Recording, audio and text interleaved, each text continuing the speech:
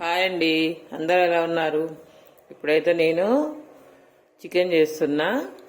పల్లెటూరు స్టైల్లో chicken curry అయితే చేస్తున్నా. ఓకేనా? ముందుగా అయితే ఉల్లిగడ్డ కట్ చేసుకుందాం.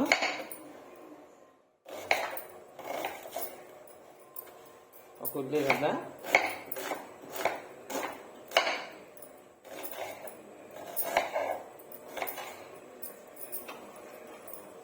ఇప్పుడు దీన్ని అయితే పక్కగా పెట్టేసుకున్నాము.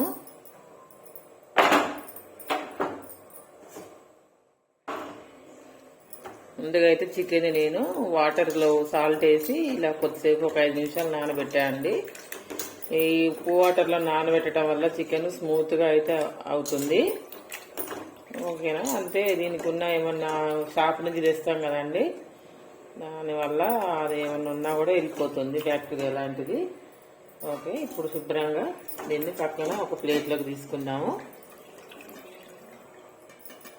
వాటర్ అంతా పోయేంత వరకు ఇలా.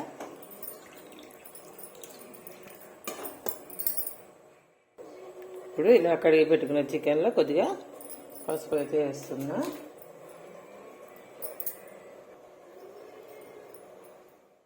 కొద్దిగా సాల్ట్ కూడా వేసుకుందాము.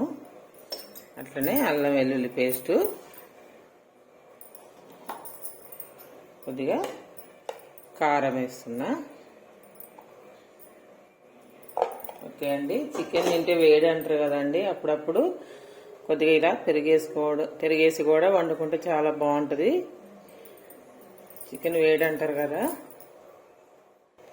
ఇప్పుడు ఈ మసాలాను మొత్తం మనం ముక్కలకు పట్టే విధంగా అయితే కలుపుకుందాము. ఇప్పుడు ఏం మసాలాలు ఎక్కువ వాడాల్సిన అవసరం లేదు. నేనైతే అసలు మసాలాలు ఎక్కువ వాడనండి. అంతే అండి, అల్లం వెల్లుల్లి పేస్ట్, ధనియాల పౌడర్ మన చేసి చూపించాను మసాలా, అంతేనండి. ఇంకా అంతకంటే ఎక్కువైతే ఏం వాడను. మా అమ్మ కూడా అలానే చేసేదండి, కానీ మా అమ్మ వండితే చాలా బాగుండేదండి. అసలు మా చిన్నప్పుడు ఈ చికెన్ అసలు తెలియదండి మాకు. ఇంట్లో కోళ్ళు పెంచేవాళ్ళు చక్కగా నాటుకోడి అప్పటికప్పుడు కట్ చేసి వండితే ఎంత టేస్టోనండి. ఇప్పుడు ఎన్ని వేసి వండినా దాని రుచి మాత్రం రాదండి అసలు. ఓకేనా? ఇప్పుడు దీన్ని అయితే పక్కకు పెట్టుకుందాము. ఇలా కలిపిన దాన్ని ఇప్పుడైతే కళాయి వేడెక్కింది. ఆయిల్ అయితే వేసుకుందాము. ఆయిల్ కూడా ఎక్కువ వాడద్దండి, చాలా తక్కువనే వాడాలి.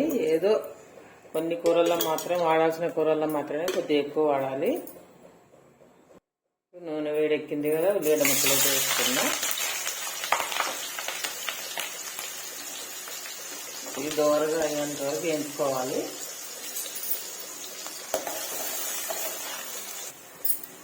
ఉల్లిగడ్డ ఎర్రగా అయిపోయింది. ఇప్పుడు చికెన్ వేసుకున్నాం. ఇలా మసాలా పట్టుకున్న తర్వాత ఒక 10 నిమిషాలు అయితే నానవేయాలండి పెరుగులో. ఇప్పుడు చికెన్ మంచిగా అవుతుంది. ఇప్పుడు దీన్ని తిప్పుకున్నాము ఒకసారి.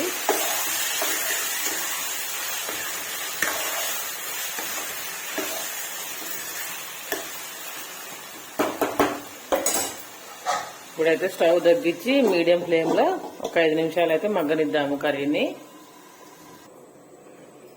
మూత తీసిద్దాము. ఓకే, ఉడుకుతుంది మంచిగా. ఆయిల్ తేలేంత వరకు ఉడకనివ్వాలి దీన్ని. చికెన్ తినటం వల్ల కూడా మనకు కొన్ని బెనిఫిట్స్ ఉన్నాయి తెలుసా అండి. ఎందుకంటే ఇప్పుడు మనం మటన్ తింటే మన ఒంట్లో కొవ్వు పెరుగుతుంది. అదే మనం చికెన్ తిన్నాం అనుకోండి, కొవ్వు కరుగుతుంది, పెరగదు. ఇంకా ప్లస్ ఏంటంటే మన ఒంట్లో ఏమన్నా రోగాలను తట్టుకొని రోగ నిరోధక శక్తులు మెరుగుపరుస్తుంది చికెన్ తినటం వల్ల. అందుకనే వారంలో ఒక 2 టైమ్స్ అయినా చికెన్ తినాలి. ఎందుకంటే ఇప్పుడు వచ్చే రోగాలకు కరెక్ట్గా ఇదైతే మంచిది. ఒంట్లో వేడి పుట్టించి వచ్చే రోగాన్ని రాకుండా అడ్డుకుంటుంది. చూసారా, ఆయిల్ అయితే తేలుతుంది.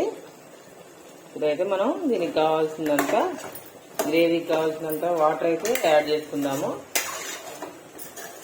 తగ్గిపోయిన కూర అయితే ఇప్పుడు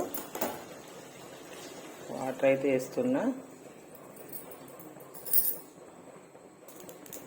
కావాల్సిన వాటర్ అయితే పోస్తే గ్రేవీకి కావాల్సినంత. ఇప్పుడు మూత పెట్టి ఒక 10 నిమిషాలు సన్నని మంట మీద ఉడకనిద్దాము.